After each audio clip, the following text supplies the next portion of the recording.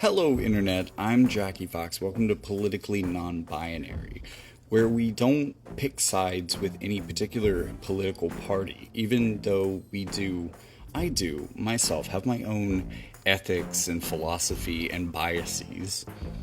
I do not have a bias that says that either party is right all of the time. That being said, despite this political non-binariness and willingness to interrogate my own beliefs and people who agree with me as well, I do have two strong wishes for the upcoming election. The first is that Donald Trump loses. Now, it might have been debatable if this guy talked like a fascist and acted like a fascist during his presidency.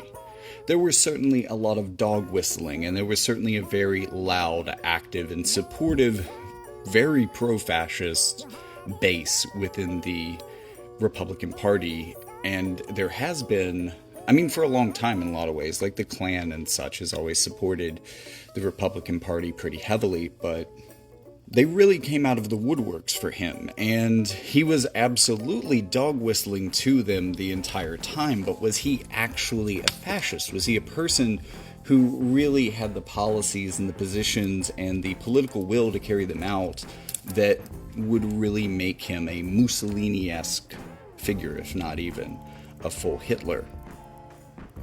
Well, I think that was debatable. I don't think that there was necessarily smoking guns in his speeches necessarily, although there was a lot of smoke.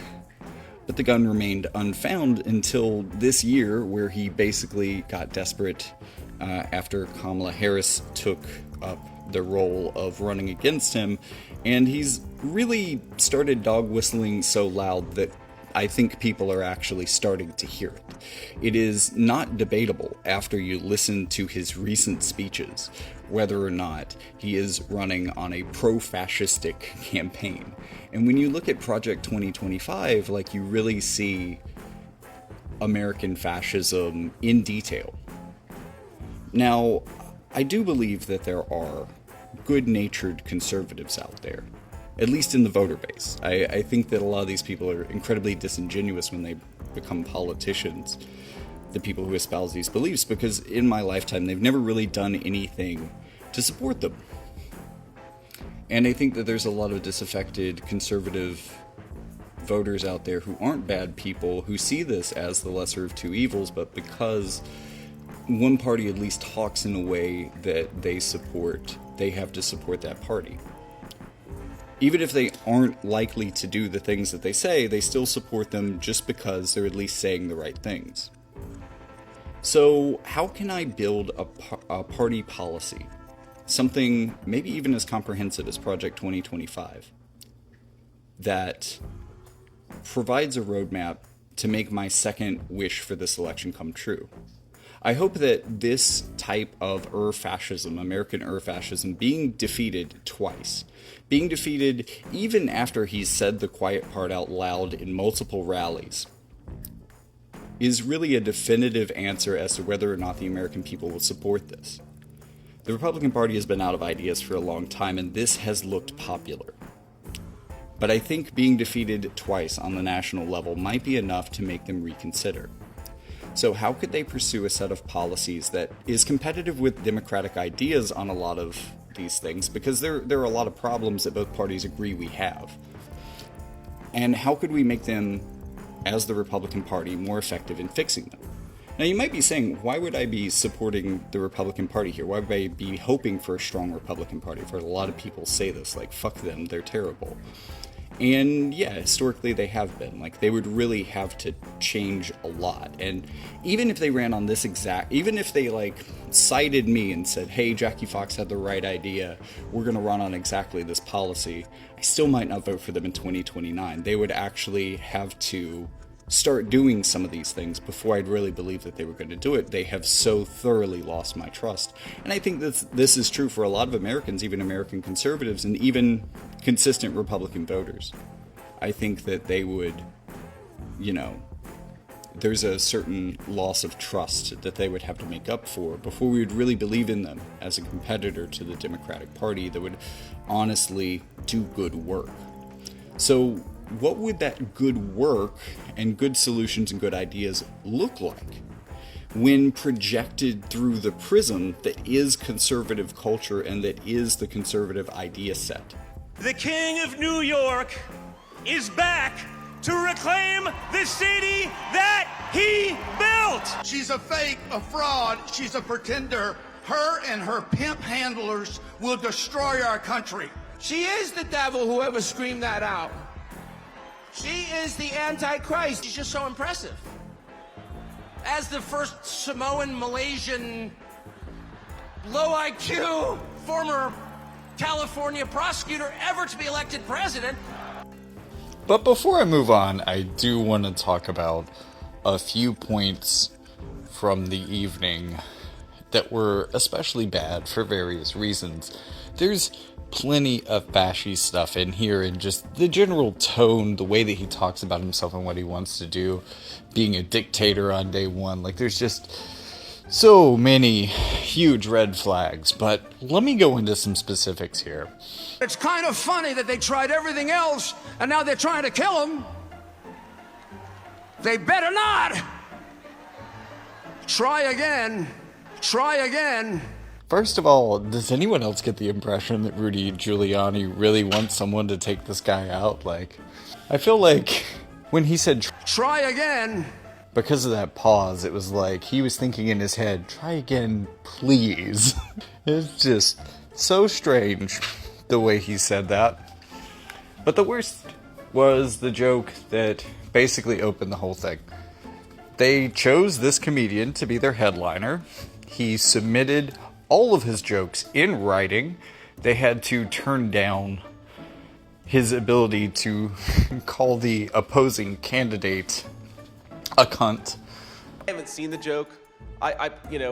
Maybe it's a stupid racist joke, as you said. Maybe it's not. I haven't seen it. I'm not going to comment on the specifics of the joke. But everything else that was in his bit was explicitly approved by the campaign, something that they now, for whatever reason, deny doing. I mean, again, we know there was a review process. We know there were cut jokes. But this made it to the cutting room floor. Let's hear it straight from their opener. Like, I don't know if you guys know this, but there's literally a floating island of garbage in the middle of the ocean right now. Yeah. I think it's called Puerto Rico. And these Latinos, they love making babies, too. Just know that. They do. They do. There's no pulling out. They don't do that. They come inside, just like they did to our country. So, I feel like I need to break this joke down a little bit, just to make you understand how completely absurd and fascistic the mentality, or at least ignorance behind it, is. Puerto Rico is an American territory. While I don't believe that they have the ability necessarily to vote in national elections if they live in Puerto Rico, if they do, for whatever reason, if they have moved into one of the 50 states, they can vote there. But that does not make them immigrants, as being born in Puerto Rico makes you an American citizen. Just the framing right here. Like, I just want you to imagine if he had instead said Dallas, Texas. You know, there's a big piece of shit out there in Texas. It's called Dallas. You know, how would we feel about that? Because these are just as American folks as live in Dallas. We should all be offended for this. But the thing that this should also, like, further cue you in on is that he's just a racist. It's not about immigration. Immigration is just the, to very roughly quote Republican strategist Lee Atwater, the inward of our time. You know, you can't say that anymore. It hurts you. So instead you say immigration instead of, well, I probably can't say that word either. It starts with W and ends with backs. I think you can probably figure out the rest, but it's just really strange how all of this Latino hate in this joke is being aimed directly at American citizens. And the second part of the joke Which, there is a cut, like, it's not necessarily that he's talking specifically about Puerto Ricans in that joke. He's just talking about all Latinos. American Latinos, immigrants, doesn't matter to him. You're all Latinos and you're all gonna outbreed the whites. This is a purely racist joke. I want you to understand, this isn't about immigration, because American citizens don't... I mean, there is interstate immigration, and at some point I actually do want to do a video about interstate immigration, some of the problems that it brings, but I don't think that there's really any problem from people from the Puerto Rican islands coming to America, as they are already American citizens. But this type of carelessness or tipping their hand on their fascism is pretty common for them. I mean, I believe they've said that they wanted to deport like 50 million people. Even if it was just 5 million. Pretty sure it was 50. Even if it was just 5. My understanding is that the estimates are that there's maybe around 3 million illegal immigrants at the most in the United States, which is a large number. And maybe it wouldn't be so crazy if he said he wanted to deport 3 million people. But naturally, from these numbers, this means he wants to deport at least 47 million non-illegal American citizens. He wants to deport 47 million. I don't know how he came to the number 47 million, like we're going to get rid of all the illegals plus some extra. How many? I don't know. It's my 47th presidency, so 47 million. We'll just make it even 50. How about that? They're smart and they're vicious, and we have to defeat them. And when I say the enemy from within, the other side goes crazy, becomes a sound. Oh, how can he say? No, they've done very bad things to this country. They are indeed the enemy from within, but this is who we're fighting. But like, you got to figure that includes a lot of legal immigrants. He's sending y'all back home, which is crazy because he has been somehow doing a good job of slowly cultivating the conservative Latino vote. And yet, this! Do you not see how openly he despises you? Do you not see that hatred, that promise that even if you came here the right way, even if you went through a 10 or 15 year process, even if you didn't, like the man he has had on stage with him multiple times at this point, Elon Musk, if you didn't come to this country to work illegally for multiple years before even attempting to get your American citizenship, yeah, fuck you, Elon. I'm not just MAGA. I'm dark, gothic MAGA. We know. Kimball told us all. Oh, man. See, this is the problem with big families and having a bunch of brothers and sisters. You get ratted out a lot, man. Every extra brother or sister just adds to the odds that one of them's going to be that snitch that's going to rat you out to the press. Look, the Trump family has the same problem. I don't know why you're trying to have so many kids. You're just making it harder for them. You know? Like, if you actually train one of them to be a real piece of shit like you, he going to get ratted out by all his siblings. Especially the ones that hate you. Anyways, all of this begs the question, how do we move on from this? And that is what I'm envisioning here.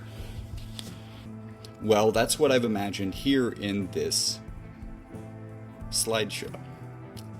My top line ideas are all basically conservative talking points, and my solutions for them are, well, things that for the most part I don't disagree with.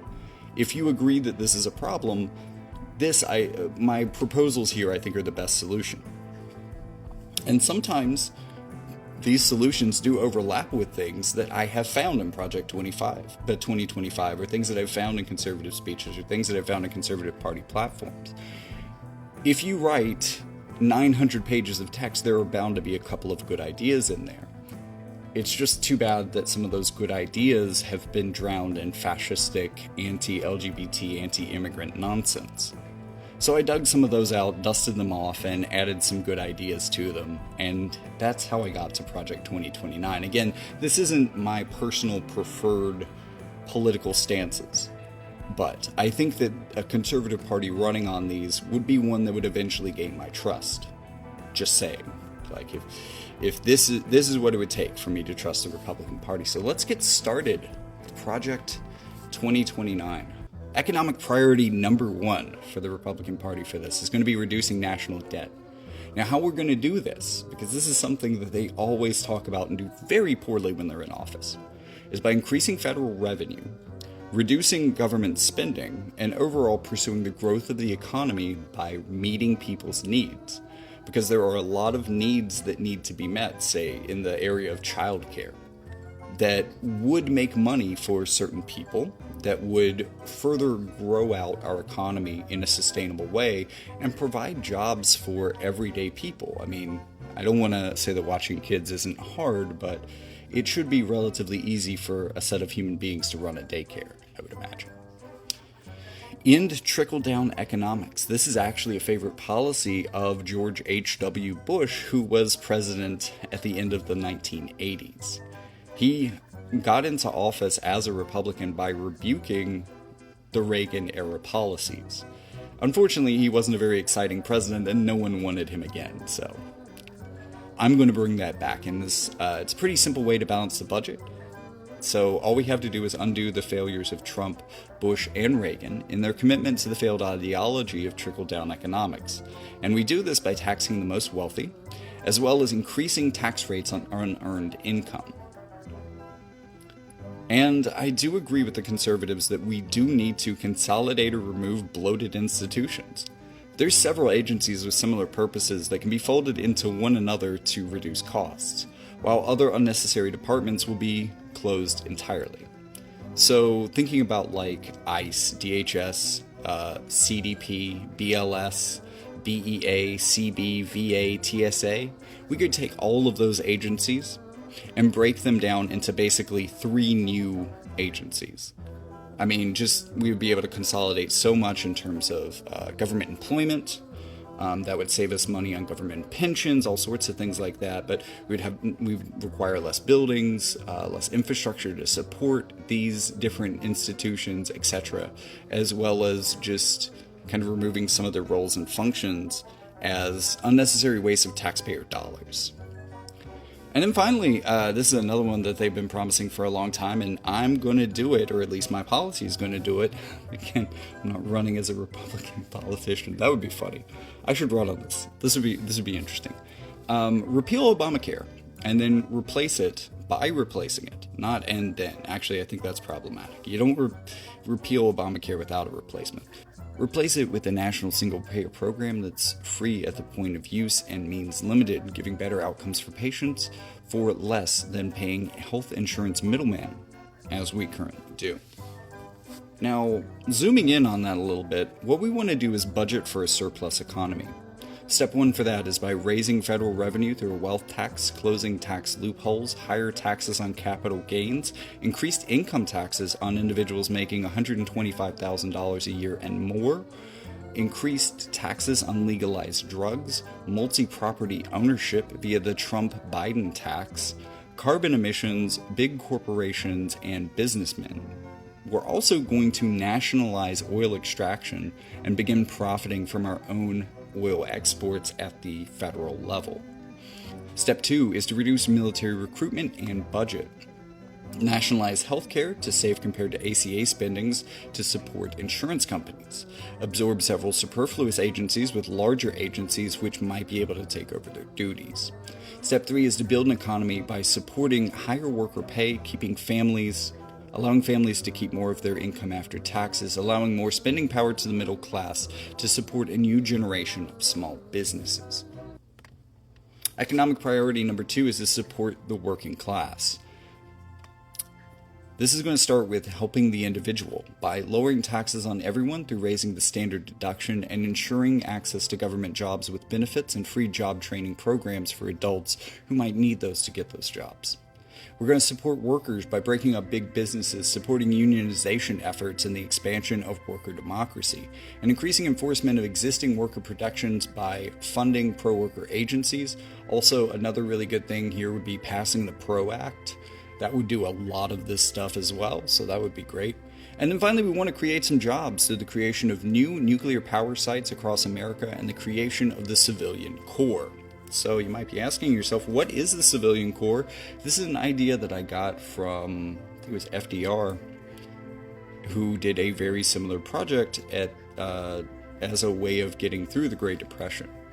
This is a job program to provide powerful communities. The Civilian Corps will be a government jobs program intended to slowly replace the function of military recruitment as a guaranteed jobs program. Workers will be deployed to repair infrastructure as well as build parks, community centers, libraries, treatment facilities, as well as assisting in maintaining local government facilities and new projects like addiction treatment and leading group therapy programs. Civilian Corps will also handle hands-on training for Department of Energy production as well as supporting their new construction as needed. Apprentices are very much wanted, and we will have a strong apprenticeship program through this. Experienced Civilian Corps team members will aid in hands-on job training for adults wanting to make a job change or needing work to support their families. We'll also have a more free version of community college. Some of these jobs will require specialized knowledge workers will need to know before entering the workplace, which will be provided through specialized educational programs administered at local community college. There will also be trades-focused free education programs for adults looking to start new careers in needed fields. And this last part was actually a feature that I used and talked about during the Trump administration. They really made it possible to get your trade education on the community college level for absolutely free. And I thought that was really great for me and provided me some work for a little while. So, absolutely something that was done under a Republican administration I would love to see come back. Our next focus is going to be on smaller business. Small businesses, we believe, will rebuild America. From contractors of National Oil to the laborers rebuilding much of America's aging infrastructure, including replacing lead pipes, small businesses and Civilian Corps workers will be prioritized for government projects and spending where possible. Small and local businesses will get a tax break for lower volumes of profit. National industry creates better jobs. In nationalizing oil extraction and nuclear power, the U.S. positions its power reserves into the future, breaking up major companies and shifting many private workers into state positions with better benefits due to improved profit sharing. Expanding nuclear power creates waves of jobs over generations, and based on private efforts, it will take the long sights and interests of government to see nuclear power projects through into the future. Really, the answer to why we don't have a strong nuclear program here in the United States is that we really lack businesses that have the backbone to go through a 20-year construction program to start making profits. And most companies just kind of take the money and run or bail halfway through construction. We really need government support to build these reactors. It's the only way it's going to happen in this country, it seems. Priority number 4 is bigger families, and we're going to do this by supporting the family unit. Married couples will receive additional tax breaks under this system. Efforts will be made to control costs and lower the cost of living alongside a COLA-adjusted federal minimum wage near a living wage for most American families. These proposals help to reestablish the single-income family as a viable outcome of the American dream. We also want to have pro-population policy, and oddly enough, this is something that is really strong within a bunch of Republican influencers right now. But by reducing the financial burden of raising a child, American families can have more children without as much concern for their future financial burdens of childcare and healthcare, as long as tax credits to make children more affordable. Additional tax credits for adopting children from America. And we're also going to have free meals programs, which will be expanded for seniors and children.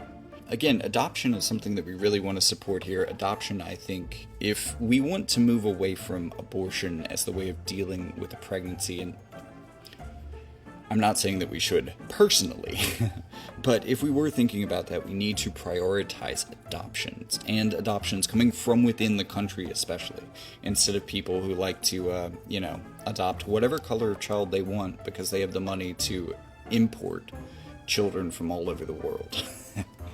Let's discourage that and instead get people to adopt Americans. We have plenty of shades of people here too.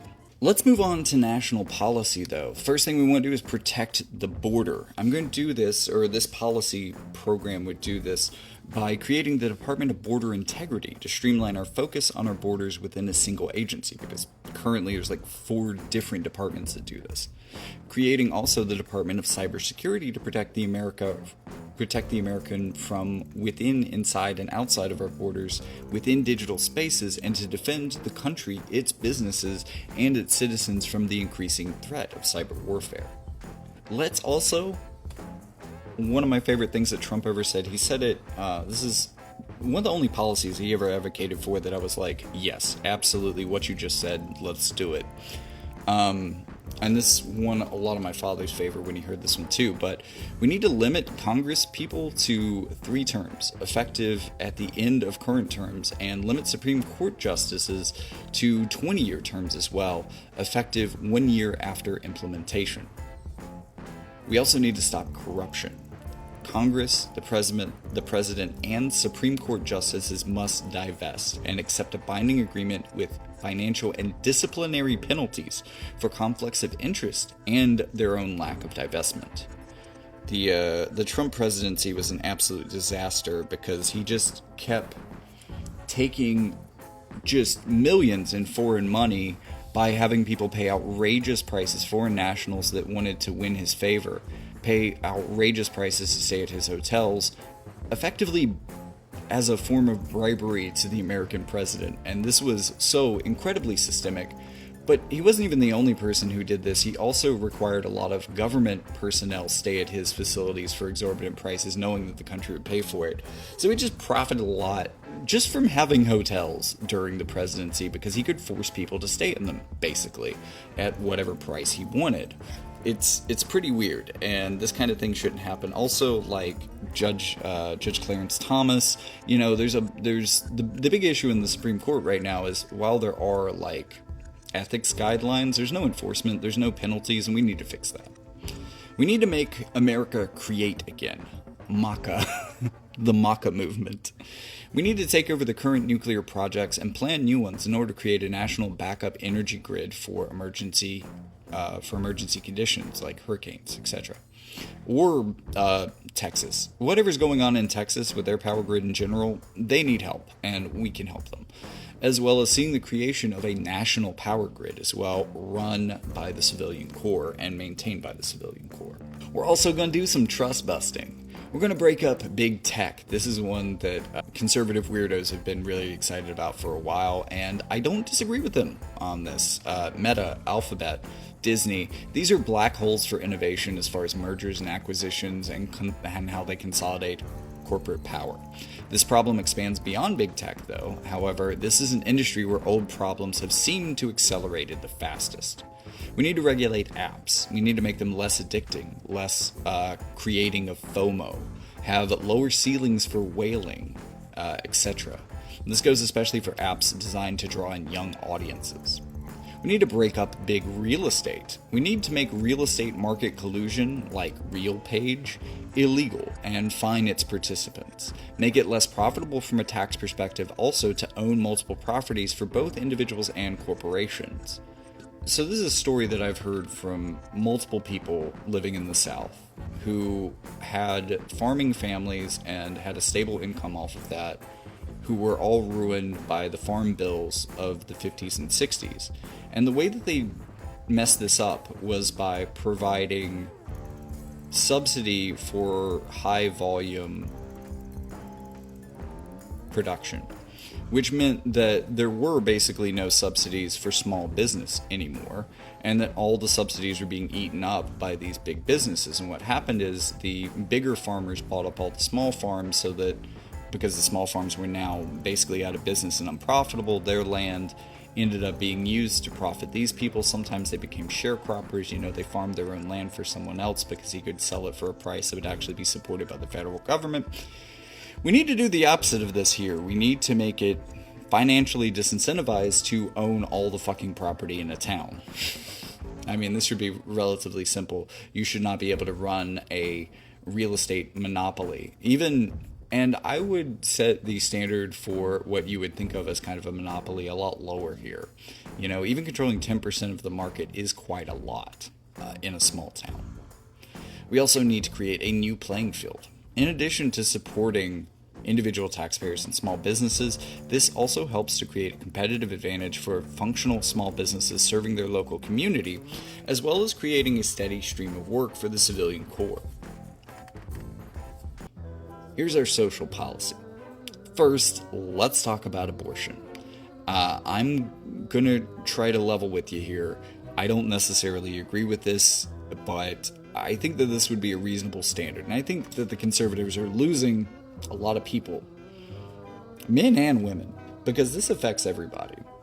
The economic threat of having a child threatens to ruin most people's lives when it pops up. Not having access to abortion means a lot of ruined lives, and basically all of us like sex, so this could happen to anybody. So we need a less restrictive abortion policy. We need to make it federally legal before 12 weeks and at any time for consideration of the mother's health. Elective abortions would be illegal after 26 weeks, though. I hear a lot of concerns about late-term abortions, and I sympathize. So let's actually set a line there. You can't ban it entirely, but if you want to say that an older fetus is something that is too close to being human to get rid of, we'll call that at 26 weeks. How about that? Also, reinforce policy to ensure that potential mothers have free and legal access to contraception as a necessary prevention mechanism of abortion. Can't be an abortion if the baby don't take hold. Tax incentives also provided to adoptive parents, again, to deal with any of the kids that, maybe parents decide they don't want after that 26 weeks. We want to make it easy for them to keep that child out of foster and orphan care. We also need to push for children's bodily autonomy. No elective cosmetic surgical changes to a child's body before they can consent at 18 years of age. So if you're worried about anything getting cut off for cosmetic reasons, and again, people aren't transitioning because they like boobs, and would like to have boobs themselves. It's more emotional, and it's not necessarily just cosmetic. But let's just say that child needs to be 18 to make that decision no matter what, if it's not threatening their life. And again, suicide is a thing that does threaten people's life because of mental health and non-physical, but this isn't necessarily where I would fall on this policy, but I think that the line for a reasonable party needs to be drawn a lot closer to where I am to be accepted by most people. 18 years of age would also become the national age of sexual consent, and child marriage laws in states would be nationally overruled and abolished. This is just legalized pedophilia. We can't talk about wanting to end sex trafficking and pedophilia and stuff like that without dealing with child marriage laws. This does not prevent the use of hormone blockers in cases of gender dysphoria. It just prevents surgical outcomes. And honestly, this is the way it is in most places anyways. This is already kind of the law of the land. And my abortion policy isn't roughly different than what was status quo under Roe v. Wade. I feel like saying that those are the norms and that those are reasonable standards is reasonable. The Department of Cybersecurity is going to help to ensure that children are safe online, as well as being accountable to their parents. Funding for youth sports and coaching will keep kids out of trouble and will be administered by the civilian corps. Also, removing lead pipes will benefit the growth of future generations. There's a lot of indication that lead exposure can lead to worse life outcomes. Worse life outcomes can lead more into crime. Therefore, through this process, lead indirectly leads to higher crime rates.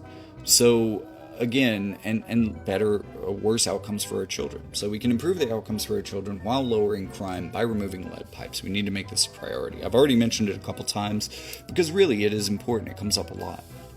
Also, we need to save the children, specifically from Matt Gaetz. We need to prosecute this man for the sex trafficking, sexual assault of a minor, using the evidence that's already been collected and made available by the FBI. And, you know, they really need to just finish their ongoing investigation of him and bring him up on charges. It's like, what's available in the public is already damning enough, and they have more. So, yeah, he's guilty. Let's get him.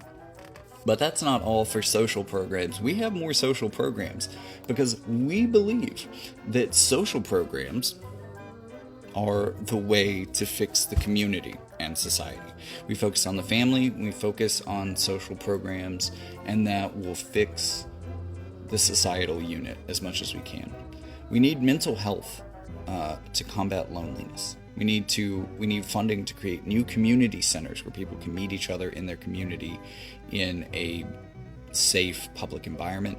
Addiction treatment centers, free public parks, hosting of free group therapy programs available among all of the other community services that I am adding in and providing here. We also want to fight fake news by providing additional funding to the Corporation of Public Broadcasting, PBS, and NPR, and funding to add multi-purpose libraries and tech centers available for free to the public. Now, again, we have these in places. Libraries are becoming tech centers rapidly, newer libraries, but there are places that have much older facilities, and there are places that have no facilities at all. So we need to fix this across the nation. We also need legal cannabis, but I would say only in its flower form, and with a national tax to aid in drug rehab programs. Also, funding to reclassify more recreational drugs for legalization or at least decriminalization. Well, that's taking a lot more from the libertarian streak in the Republican Party. But I think it's pretty popular. And then a few thoughts on foreign policy. One thing we gotta do is streamline sanctions. This actually came up, I think, during the VP debate about Biden not removing some of the sanctions and tariffs that Trump had put in place. And this isn't because he likes them. I mean, I can understand how it would seem like that, but honestly, there isn't a review process for sanctions. So they can often just continue on forever, and people just kind of forget they're there, and they can exist even long after they've run their course, and this can be damaging for global economies. With the exception of sanctions against Chinese and maybe even Russian companies for theft of American intellectual property, the aim should be to reduce the current level of sanctions levied against the world. And again, maybe even after that review, we decide that we should increase some of these penalties for the theft of American IP against Russia and China. But moreover, we should have a policy of peace. I think a lot of people are going to agree with this, and it's going to save us a lot of money. We need to withdraw funding for foreign wars like support for Ukraine and Israel. I know, no one's going to be happy with that statement, because there's a lot of people who are like, oh, we absolutely need to fund Ukraine, but we need to ditch Israel, or people who want to fund Israel absolutely and ditch Ukraine. But really, I think if I'm making a conservative and ideologically consistent argument, then I would have to say that we should shift away from supporting both of those wars and shift away from being the preferred arms dealer of wars across the world, unfortunately. This will help us reduce military spending and reduce the number of foreign military bases that we operate worldwide as well. You know, there's two really big things in our military budget that are just huge problems that are hard to deal with in the long term because they are lasting and enduring problems. One of those is that we have military bases nearly everywhere, and we have to operate them as well as staff them and defend them, because a lot of these are in hostile countries, or at least near them. But at the same time, the other problem is like the benefits and pensions and all of those things for former members of the military, and that's absolutely an important obligation of our government to soldiers who have served. I could not in good conscience necessarily cut that, although hopefully by reducing recruitment, this will reduce the cost of that over time. Not immediately, because we can't just start paying people who have already earned their pensions less but we can hope to create less of these pensions for the military in the future, which would help us with our military budget in 10 or 20 years.